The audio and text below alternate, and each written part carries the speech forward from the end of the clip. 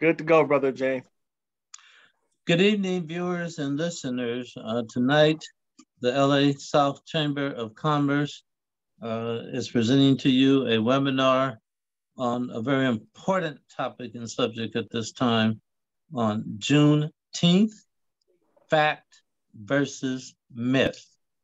We are excited to share with you some chamber members and also some very powerfully educated and knowledgeable guest speakers that we bring on board.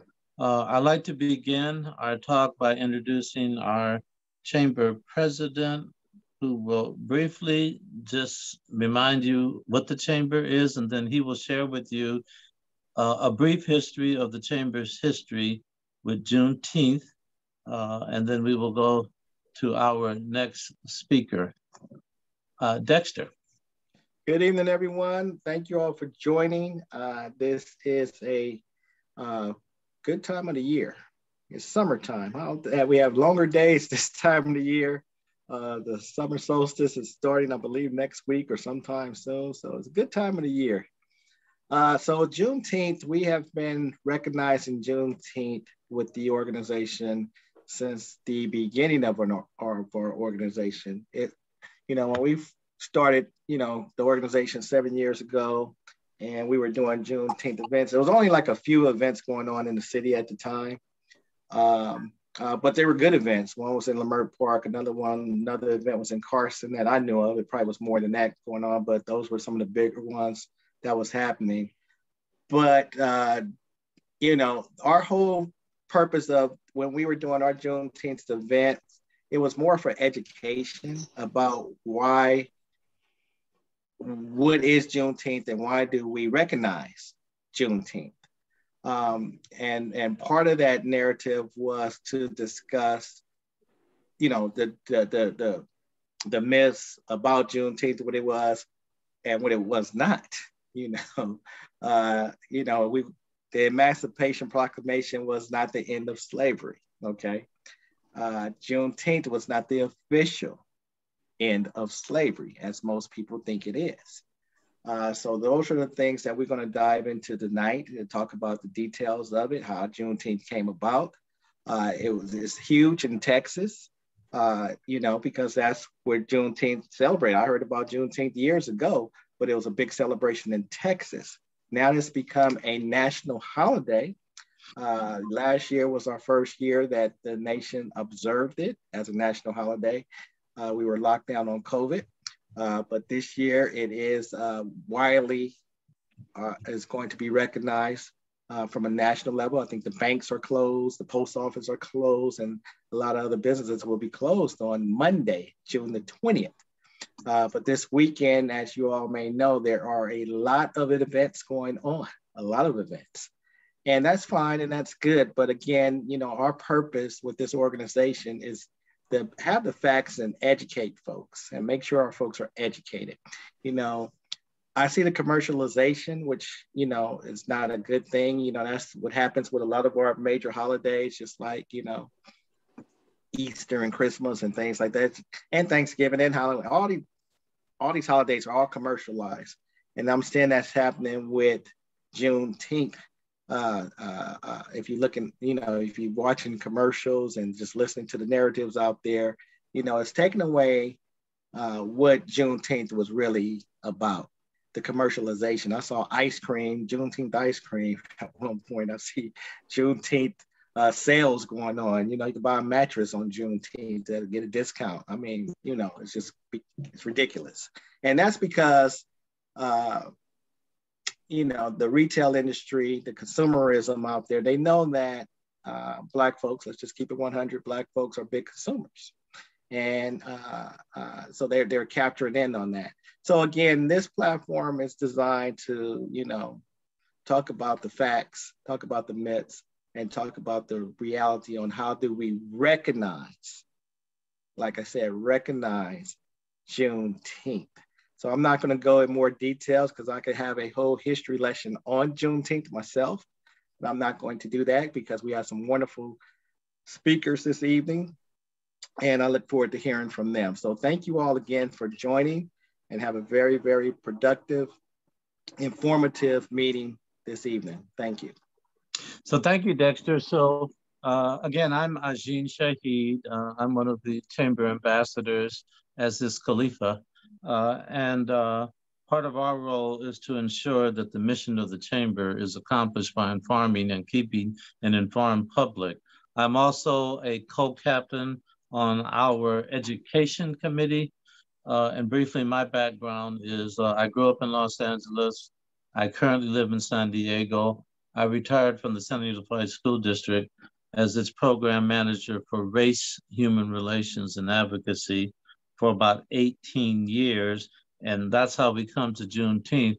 Part of my mission was to have what we call culturally relevant instructional strategies that brought accurate information about the contributions of Africans in America. And in those contributions that we shared with our students, Juneteenth came up quite often. People didn't know what it was. Teachers were stumbling and fumbling, trying to figure out what to say and not say, these kinds of things. So this has been going on for quite a while. As Dexter has reminded us, now that it's a national holiday, and now that the commercialization has begun, people are very, very, very interested. So we're going to begin our talk with fact versus myth. We'd like to invite one of our chamber ambassadors, Khalifa Bey. She's simply just going to share her experience as a young Black woman growing up in the Americas, and how her family introduced her to Juneteenth just to set the setting. And then after that, we're going to bring on John William Templeton from the Bay Area, and I'll tell you a little bit about him when I bring him on. And he's going to give us facts. So Khalifa, tell us about how you celebrated Juneteenth. Well, thanks, Ajin, and thank you, Dexter. Well, my family's from Texas. Um, Sulphur Springs, Dallas. I used to go to Dallas every summer. And in our household, Juneteenth was we didn't barbecue.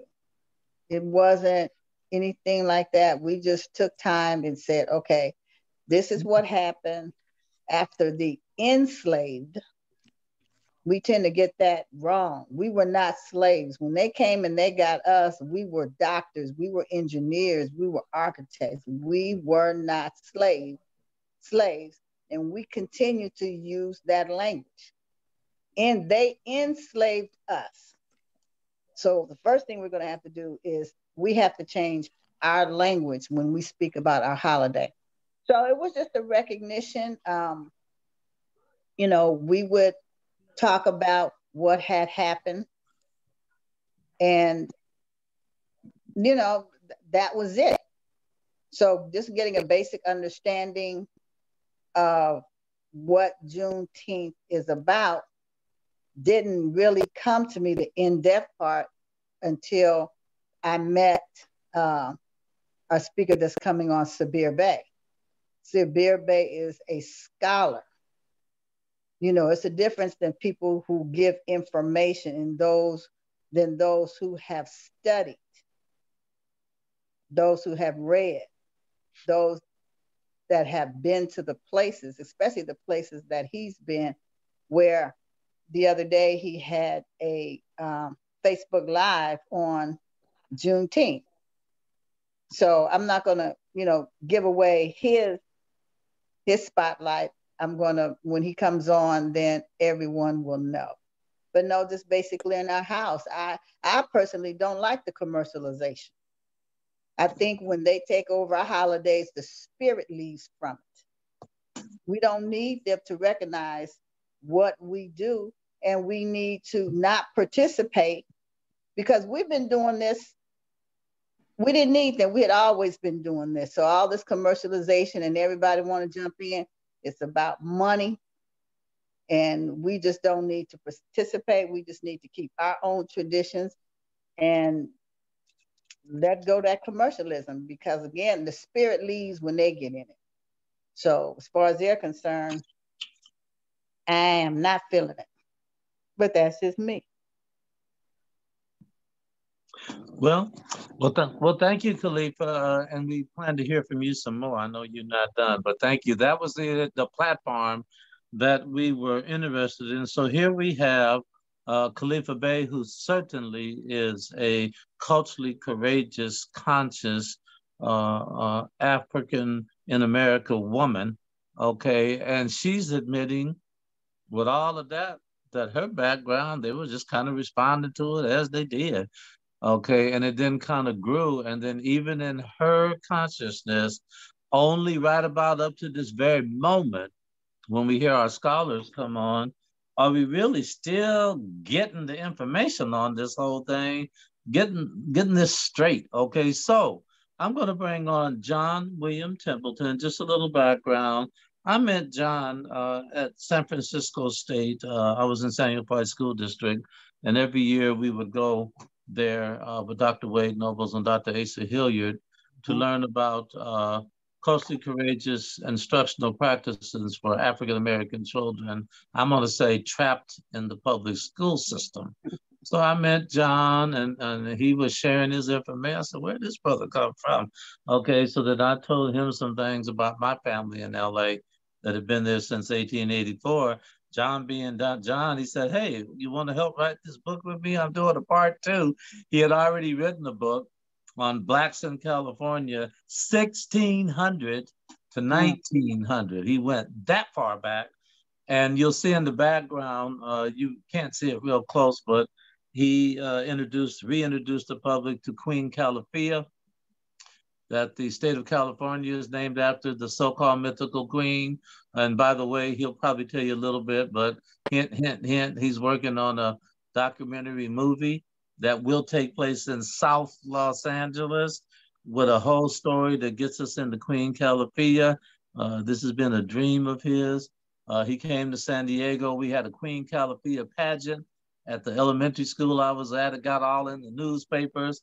Okay, John also has numbers of books, too numerous to mention. He also does fact-finding tours on the history of Blacks in San Francisco. And then I'll close on this. He's getting ready to speak in Washington, D.C. at the U.S. Black Chamber of Commerce, over 140 chambers across the nation. And he'll be a keynote speaker on the state of Black business. This will be their 19th report to that. And then one of my special things that I like about John, he was on the reparations committee with one of my mentors, Dr. Shirley Repper, who's our Secretary of State, okay? And he presented a position paper on reparations. So let's stop there. I don't want him to get embarrassed with the rest of his titles. Tell us about some facts, John William Templeton. What's up with Juneteenth? Well, I'd like everybody to just wipe their minds clear of everything they've heard about Juneteenth right now. Because just about everything that is in the public space is wrong.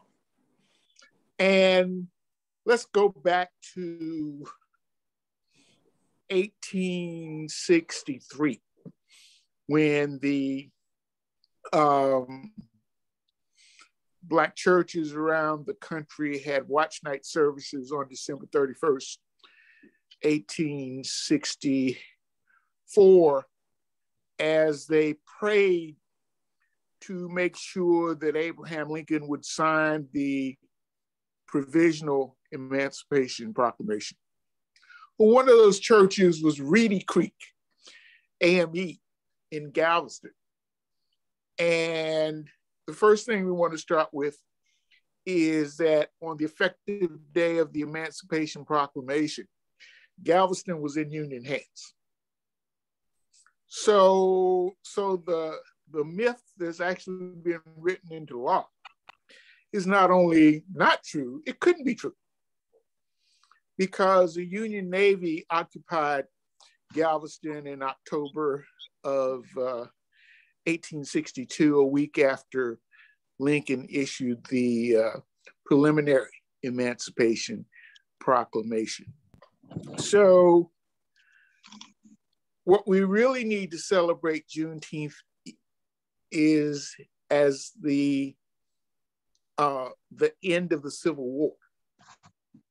And so the difference between Juneteenth being the end of the Civil War and Appomattox Courthouse being the date that is commonly cited is that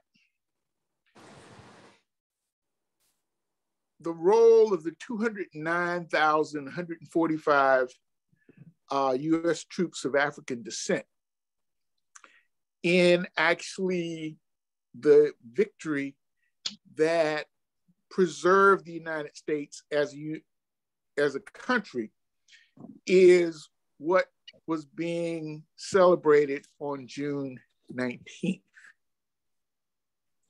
So, and I sent a link for the Juneteenth fact sheet to your president, and hopefully he'll share it around so you'll have the actual details. But on June 19th, there were 14 regiments of US soldiers of African descent who had come to occupy Texas. Texas had been cut off after the Union victories in New Orleans and Vicksburg, and Grant got transferred to Virginia. Sherman went on his campaign across the South. And so Texas was just kind of left out there until the victory in Virginia.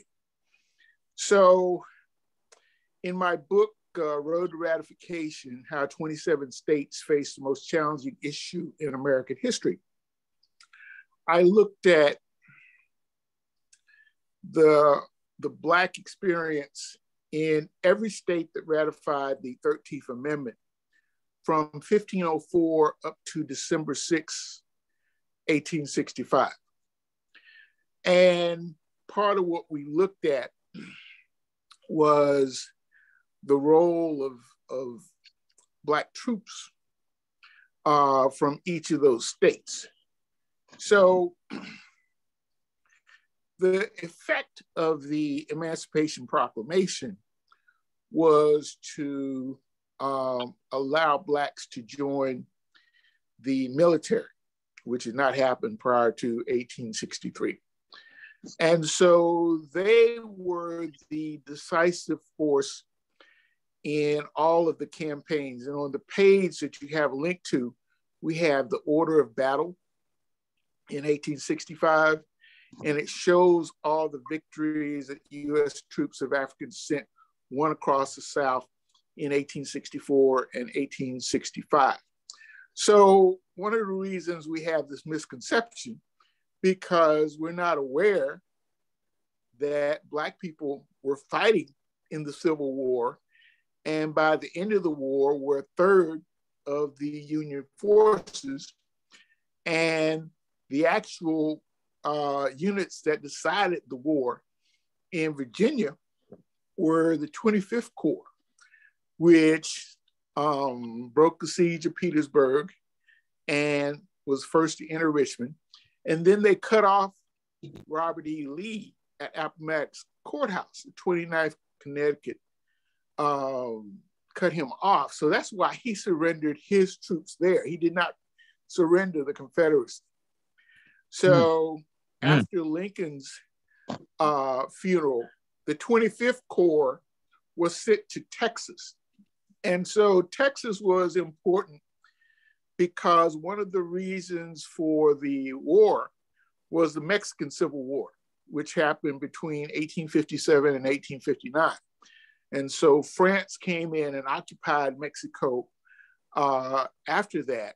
And so one of the motivations for the Confederates was that they thought that they could have an alliance with the French and sell their cotton directly to Europe without having to ship it to the North.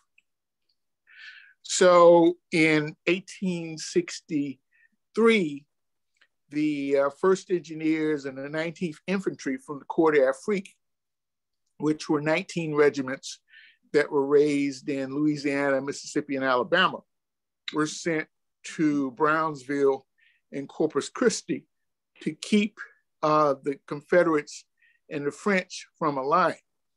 And then the 62nd, 87th, and 95th regiments were also sent to Brazos, Santiago. And so from 1863 to 1865, they had that mission on the border to keep Texas from aligning with France. And that was very important to the war. And then in May, when the Confederate general in charge of Texas, which refused surrender, went to Mexico City and tried to do an alliance, General Grant sent the 25th Corps on ships to Texas. And it was when the 25th Corps arrived in May, then the Confederates surrendered. So the real significance of it was that in June 1865, 23 states had ratified the 13th Amendment. And there were still some holdouts because, you know, one of the things that people don't realize is that all the Confederate states ratified 13th, 14th, and 15th Amendments because it was a condition of rejoining the Union. But because US colored troops came and occupied Texas, then that made it possible for the last four states were Alabama, North and South Carolina, and then Georgia ratified it in December 6, 1865. So December 6, 1865 is the end of slavery because that was the day of the ratification of the 13th Amendment. And so the reason we get this myth is for several reasons. People had a mistaken opinion, as your president mentioned earlier, that the Emancipation Proclamation ended slavery. It did. At the end of the war, people would have been able to go back to doing what they were doing before. The Emancipation Proclamation was based on Jessup's proclamation in 1837, when the general who was fighting the Seminoles promised to free the Blacks who were fighting with the Seminoles. That was overturned a year later. So, you know, if you don't believe that the Emancipation Proclamation would have ended slavery, just think of how hard Lincoln fought to get the 13th Amendment. So Lincoln didn't think it ended slavery. So he was dead set and literally gave his life in order to get the 13th Amendment, because without the 13th Amendment, the war would have been in vain. So the significance of the victories by the US troops of African descent to end the Civil War is at the heart of the controversies we have now, because it really shapes who we think belongs in America. And so in my trilogy on the 13th, 14th, 15th Amendments, the point I make is that Lincoln didn't end slavery. You had 2/3 of Congress, 3/4 of the state legislatures. So the 13th, 14th, 15th Amendments were all passed in 5 years, all passed in less than a year. They were the only constitutional amendments over a 120-year period. So as we look at these issues, we need not debate about whether slavery was bad or not, because everybody voted to end it. And so that's why it's important for us to seize our victory, because the reason that Black men got the vote 50 years before white women is that it was understood that Black people saved the Union. And that's why Grant sent the 25th Corps to Texas for the honor of capturing the last Confederate state to fall.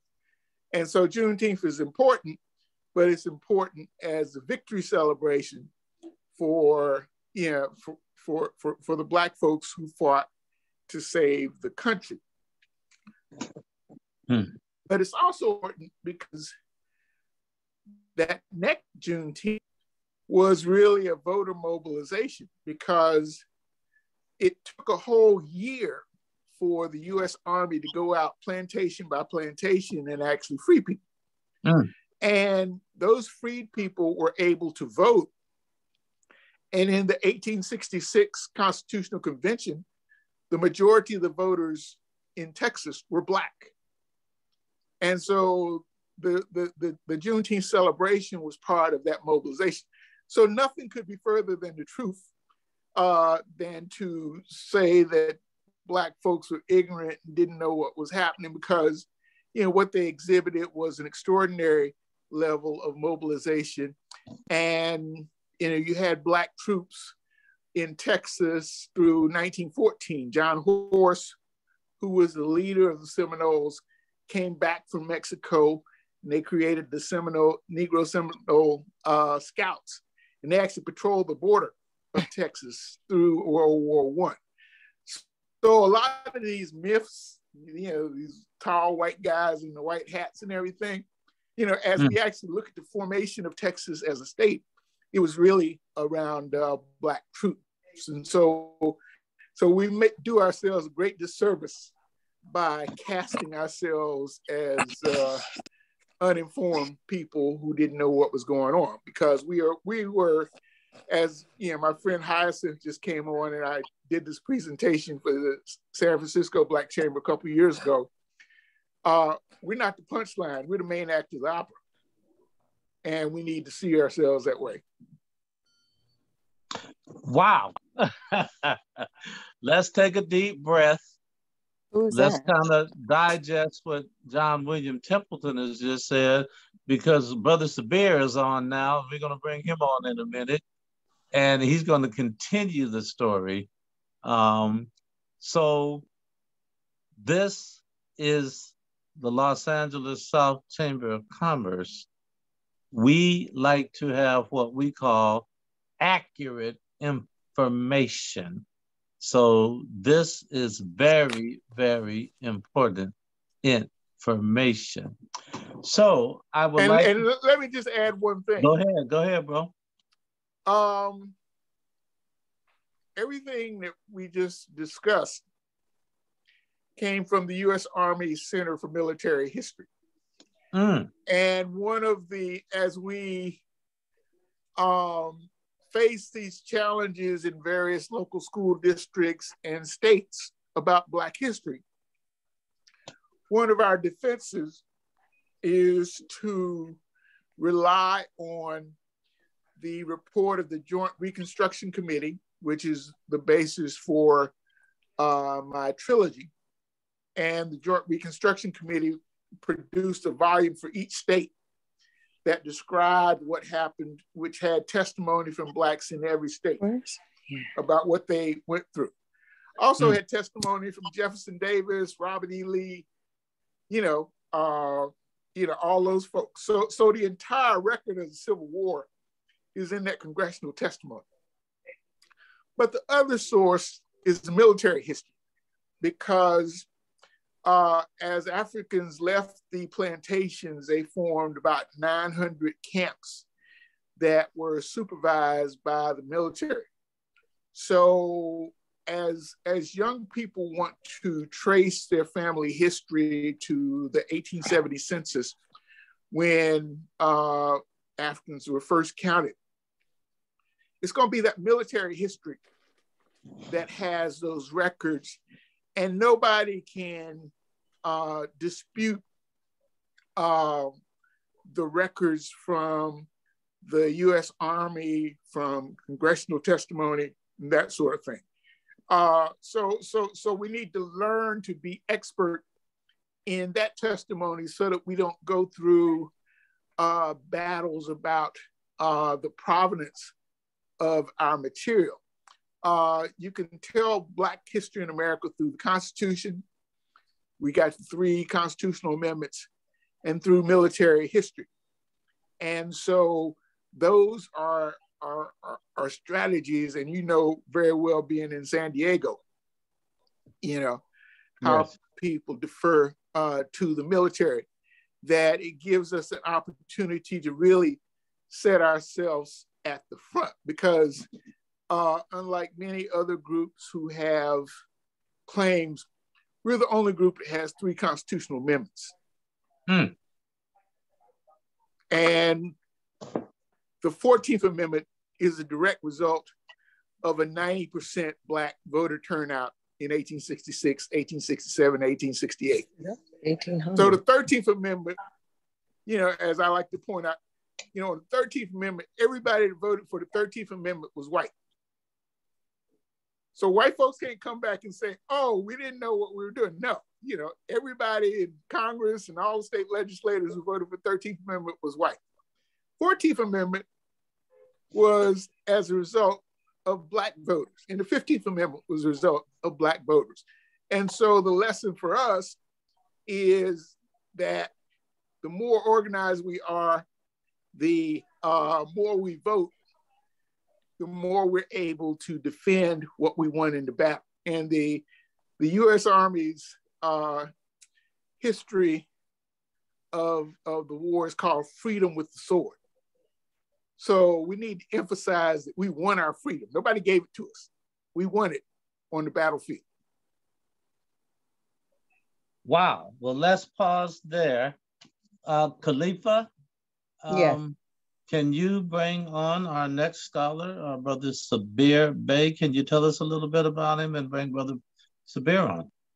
Absolutely. I met Brother Sabir Bey during the Pan-African Film Festival several years ago. And I'm the vendor artist liaison for the festival. And I saw him coming toward me in the mall. And he had on what they call a swastika. And he had explained to me what that symbolism actually was. And that's something that I had never heard. And ever since then, I have been a student of this brother because he is so knowledgeable about many things that we're confused about, because he is a scholar, he does the research, he's been under the of a number of the scholars that I listen to. And he travels all over the world giving the truth with pictures about who we are as the Moors on this planet. So I want to introduce my teacher, Sabir Bey. Sabir, you have the floor.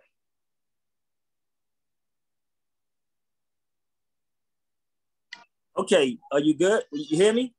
We can hear you. Absolutely. It's funny that you actually brought that up from 2016.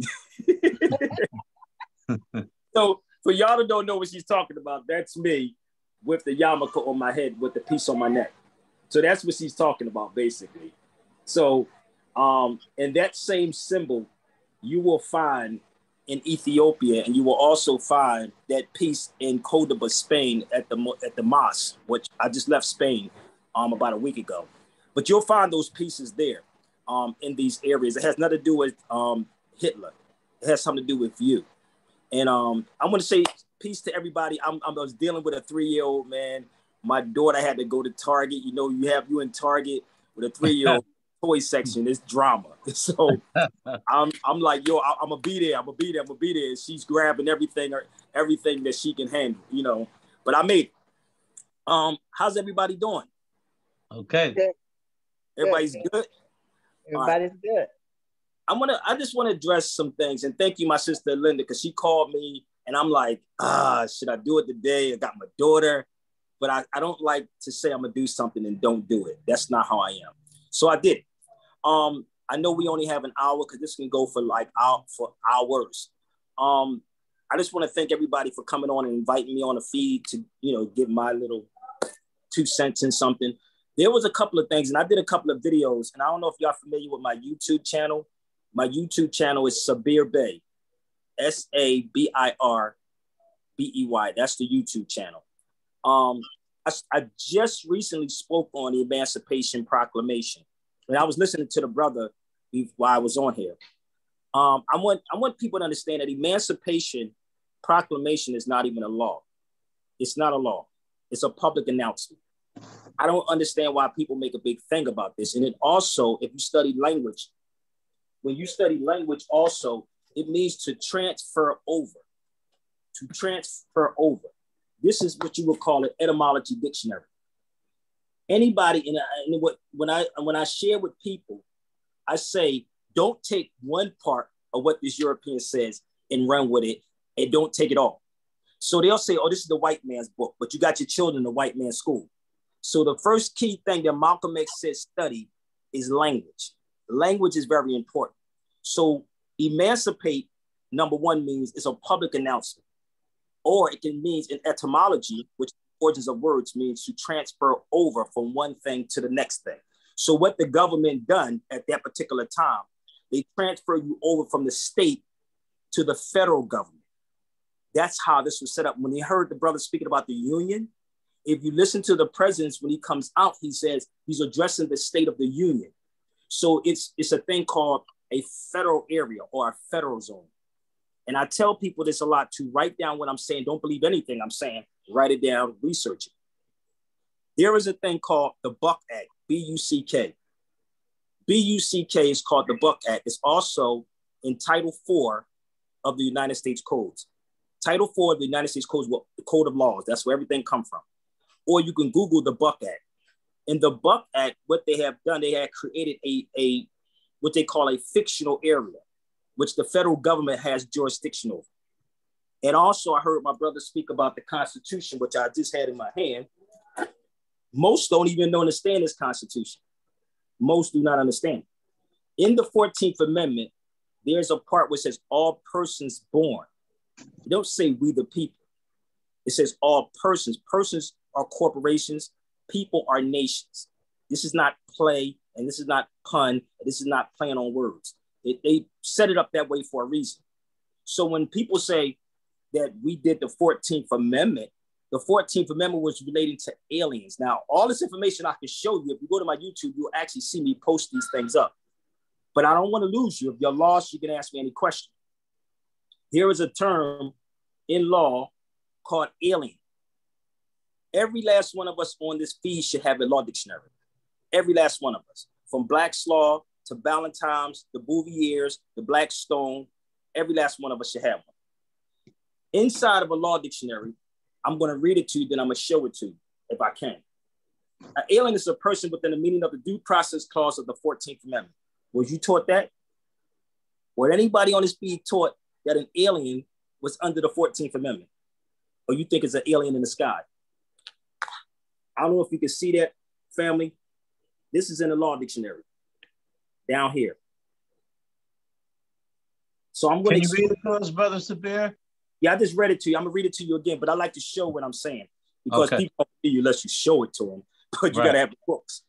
An alien is a person within the meaning of the due process clause of the 14th Amendment, right? That's one law dictionary. You have another one that says an alien is a foreign-born person who has not qualified as a citizen of the country. So this is basic civics. Now, I'm going to read this second one more time for you. An alien is a person who has not qualified as a citizen of the country, but an alien is a person within the meaning of the due process clause of the U.S. Constitution. So what do they mean? And what country are we referring to? Can anyone give me on this feed the name of this country? Bring the brightest minds. What is the name of this country? And this is going to go right back to Texas. The United States. What is it? The United States of America. United States of America. Geography. Let's do geography for a second. America is what? It's in North America. It's a continent. Okay, so where did the country? I said country. I didn't say continent. Mm-hmm. You follow me? Mm-hmm. So you have North America, Central America, South America. There are continents. I should give me the name of the country. And this is not pun or playing on words. America is a continent, not a country. No one runs around and say they are US citizens either, do they? I'm a United States. No, they don't say that. But I'm gonna prove to you in 1 minute what a country is. But this is another good book that you should pick up. It's called A Country with No Name by Sebastian de Garcia. A Country with No Name. I didn't have this book probably almost maybe 18 years now. 18 years. Now I'm gonna show you something, the trick that they did. They have a difference between United States and several states. United States and it says several states. So the states are its countries. The states are the countries. How do you prove that, Sabir? Every state has a constitution. Am I lying? California has one. Jersey has one. Pennsylvania has one. Am I lying? Right. Texas has one, right? Let's go a little further. Every state has its own flag. Am I lying? With the red, white, and blue. Am I lying? Right. Right. Okay. You're not. So each one is an individual. But what happened when the federal government comes in and you're getting federally funded money, now the federal government can take over what's going on. If you go back during the pandemic, when you go back during the pandemic, and I say pandemic, they was telling Trump something. They said he going to do something. They said no. And they were arguing back and forth. I don't know if y'all remember that. And what they was going to do is pull their federally funded money. That's what was going on. So it's called affirmative action. So whatever, if you don't do what the federal government say, they're going to take it. So what they did in the emancipation was to transfer you over to the federal government. That's how they did it. Because emancipate means one, set free and proclaim. But what did they proclaim when they were free? The federal system. No, they never proclaimed anything. I'm from Philadelphia, born and raised there, right? But I live in Cali. In Philadelphia, I don't know if y'all know the history, how deep this stuff go in Philly. In Philadelphia in 1774, our nationality was taken as Moors. In 1774. And then 1779, Negro, black, and color was placed on us. This is a historical fact, but we didn't use the word black. I'm using it for y'all. And y'all know back in the 1800s, they didn't use the word black. They used what? The N-word. No, Negro. Negro. They didn't never call. Carter G. Woodson started Negro Week. He didn't start Black History Week. Negro. Okay, so why do we mix Negro, black with African American? Why are we mixing these two but ignoring the Moorish part? So in Philly in 1774, we were stripped of those things. So the whole Emancipation Proclamation was to transfer you over. Because number one, if you pick it up in the regular dictionary, it's going to say proclaim. It's not a law. So the federal government, they forced them. That's what they were doing, forcing them to accept that. That's all they were doing. But we never proclaimed anything. And this is documented. And this is why most people today don't know this history. Are you familiar what happened with Harvard University? Are y'all familiar what happened? Oh, y'all don't know what happened? Oh, yes, we do. I don't. Please explain. I'm going to show it to you first, right? Harvard and holding slaves. But guess what it said in the article? I'm going to read this to you. It says she admitted that the student complained about having to eat the same food at the Moor drawn on the Spanish name from North African Moors was a common term for African slaves. Moors were used as African slaves. This is in the article in Harvard. But why are we ignoring it? It's in here. This is actually, let me tell you the year when they did it. It was in the 1600s. 1600. But if you research it, you'll find it. This is a conversation that we should have. So these people that we keep claiming to be Black people are basically Moors. So what are we proclaiming while we're free? That we African Americans, we're Black people? We don't even understand the country. We don't even understand the Constitution because everything is in the Constitution if you just read it.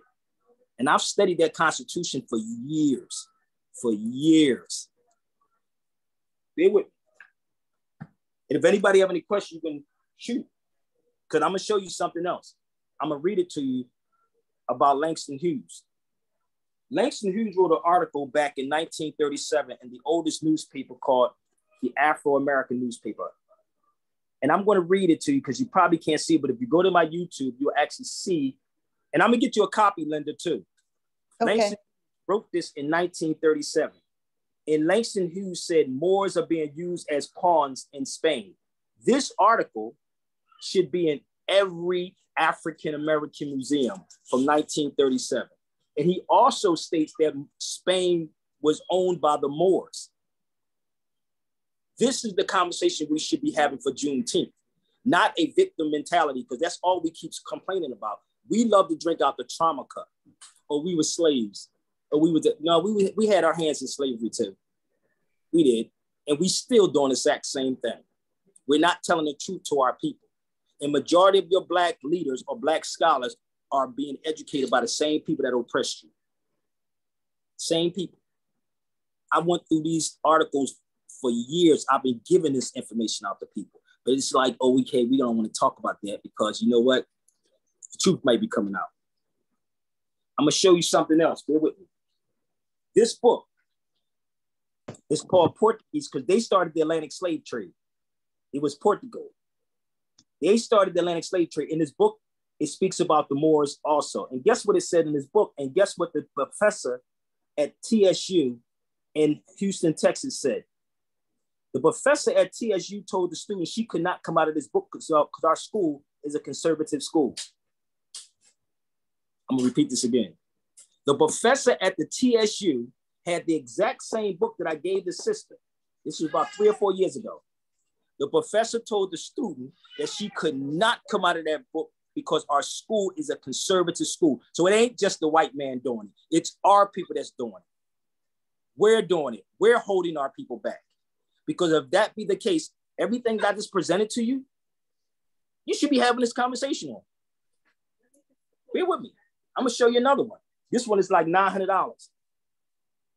And I just left Spain. I was in Portugal. I was in Morocco. I'm in these places. And when you go to these places and sit with these people, they'll fill you in. This one right here is called The Moors in Spain and Portugal. How is it that we can sit up here and skip over the whole history of the Moors and what they have done and go straight to Black or go straight to African-American, but you don't want to hear anything about the Moors, which who you are, every African-American and Black person on this feed. And I'm gonna tell you something.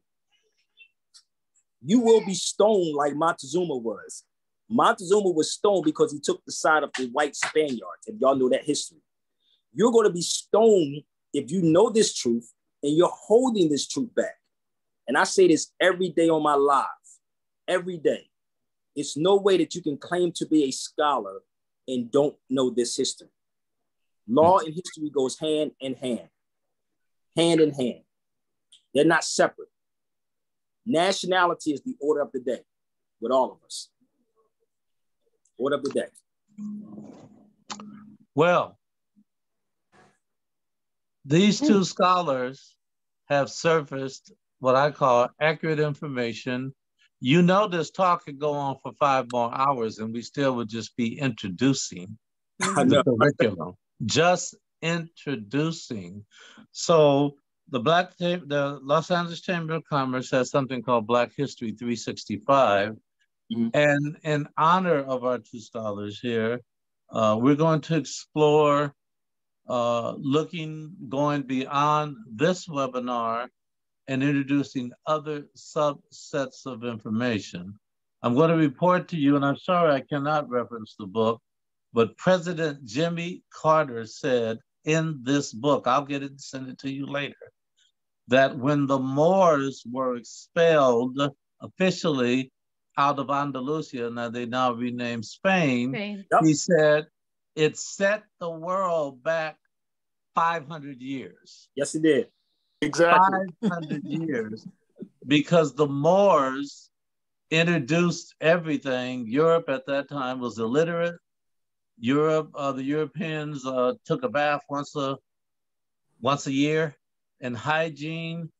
This was a very, very challenged society, 3/4 of them died in the Black Plague. And I'm only giving this history now. I'm not berating our white brothers and sisters, but for our white brothers and sisters with this critical race theory nonsense, you cannot teach accurate white history unless you teach about its Moorish beginnings here and then getting into this. So now, remember that George Washington's nephew, and I forget the brother's name as well, forgive me, I wasn't prepared for this conversation, but it was a very wealthy African-American, and they were sending Aboriginal Blacks who didn't come as slaves, enslaved Africans, and sending them to Liberia in West Africa to get rid of them.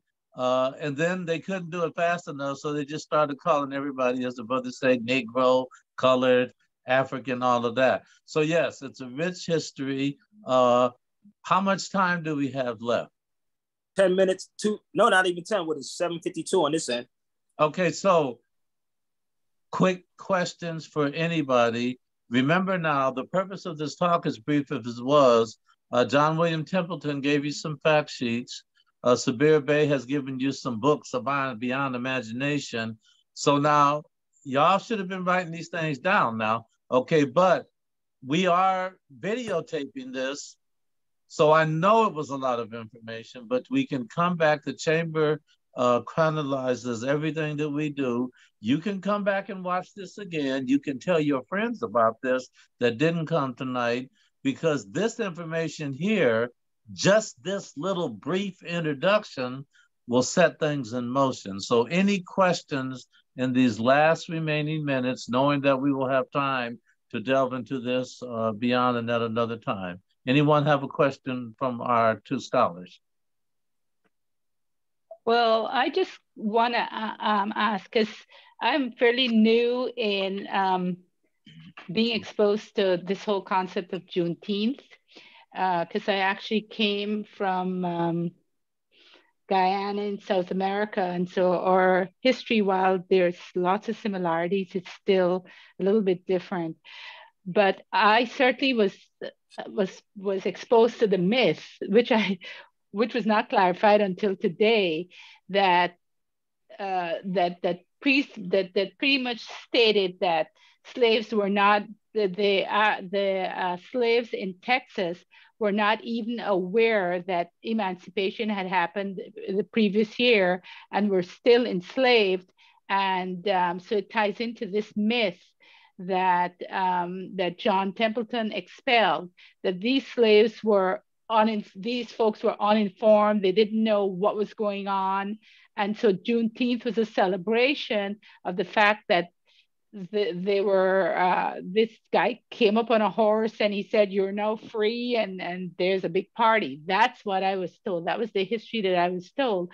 So I'm thinking that if I've learned this very recently, there must be a whole lot of people out there who are celebrating Juneteenth and tied to that very myth.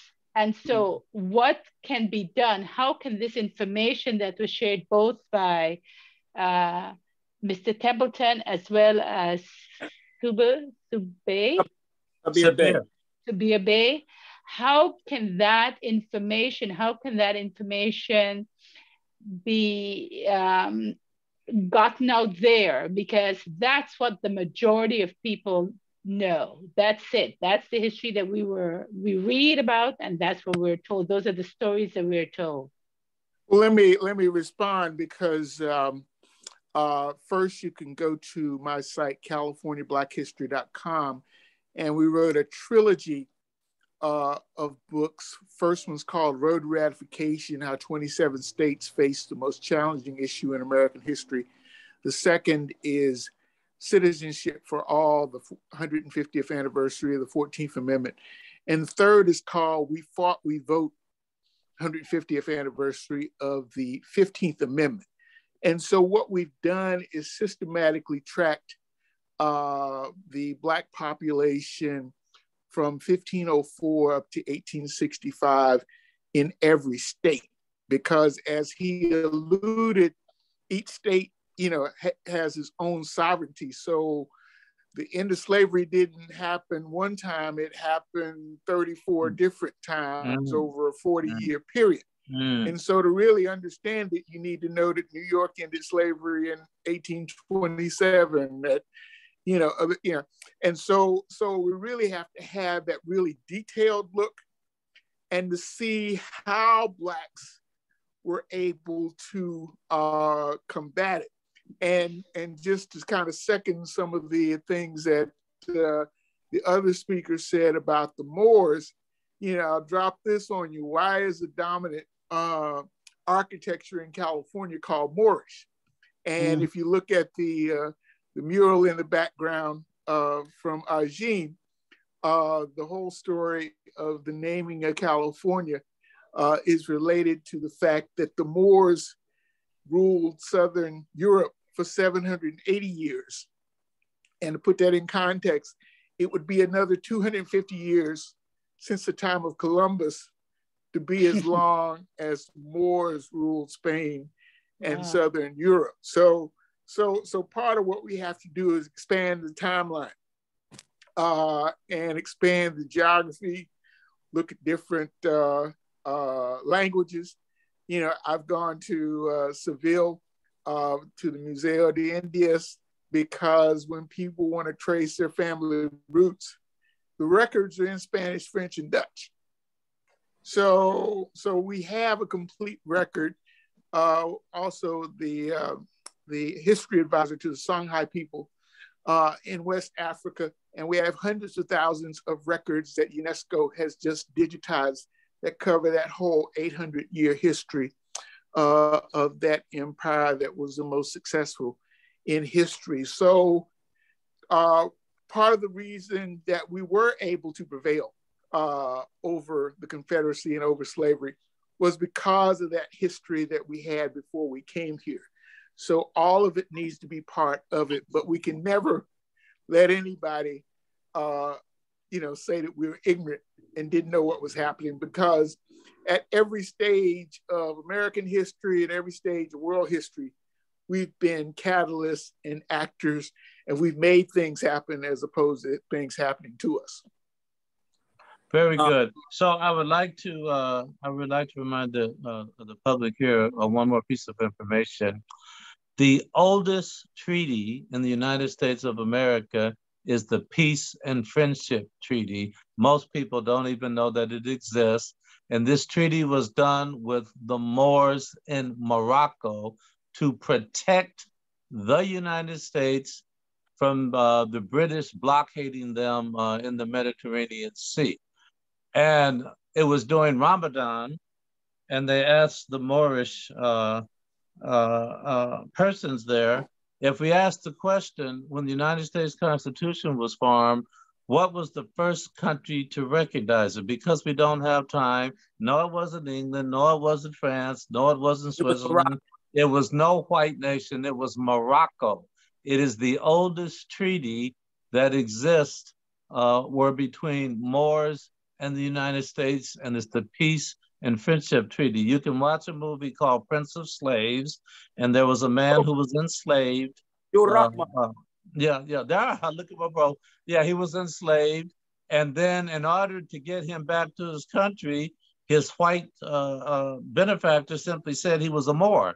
And then President John Quincy Adams said, oh, we got to respond to him different then. Okay, he's a Moor, and he was on his way back home. Okay, these are very, very, very, very important issues that we have to study. So it's with regret that we do have to bring this to an end. But again, we're going to have a conversation, and I like to think that we can bring Brother Sabir back and Brother John back to finish this important conversation, because they only introduced the tip of the iceberg. They didn't have the opportunity to get to all the information underneath, buried underneath of the water of false teachings. So we thank you very, very much for this. Can we to the sister real quick? Go ahead, brother. Go ahead, Sabir. But she asked a question, and it's going to be short. We need to have, I started this thing called knowledge verses. knowledge versus is not about battling. It's actually you bring your knowledge, I bring my knowledge. So knowledge versus is the best thing that we can do is to bring these resources and show what we see that this is. You see what I'm saying? So that's how one way we can do this, sister. But I'm going to show you something. And this is where the treaty was at right here in Tangiers. That's in Morocco. Okay. So bear with me. I'm going to just show you. That's Tangiers. That's where the treaty is at. It's called the Legionnaires. That's where the treaty is actually sit at. And you'll see the Star Spangled Banner there with, oh, bro, it's in there. It's so, again, I'm working on something right now, and I'm also working on a book to actually present all this information to our people from me being in these places for like months. So, and it's going to upset a lot of people because, again, we keep going back to the black, back to the black, back to the black, and black is a modern day term. And actually, it's a Middle English word, to tell you the truth. It's not an old word. It's a Middle English word. And the sister from Guyana. Oh, yeah. He's from where you're from. All right. So again, brother, I want to thank everybody for allowing me to come on the feed, but check out the YouTube channel. It's SABIRBEY, Sabir Bey YouTube. And if you have Twitter, it is also Real Sabir Bey. Real Sabir Bey on Twitter, and Instagram is Real Sabir Bey also. But I want to thank y'all so much. I got to tend to my daughter. Appreciate y'all so much. She's over here. Y'all saw her coming back and forth into the screen, but I got to tend to my daughter. I thank y'all so much for allowing me to come on this platform. And we thank everybody. Hold tight, Brother Gene. Brother Gene, hold tight. Let's go. Thank you. Good job. Those of you all that can hang around, if you have any other questions, I'm going to log out of the Facebook and the recording. But if y'all want to hang out for a few more minutes and answer some questions, because this is a very important topic, very, very thorough information that I have taken 2 pages of notes.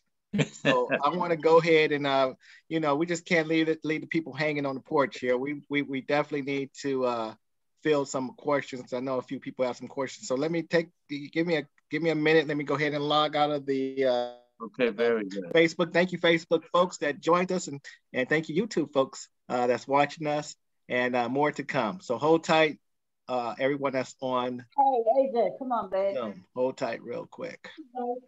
While he's doing this, one scholar, Wardin Muhammad, once offered that the word black actually means to be lacking in development. That's an interesting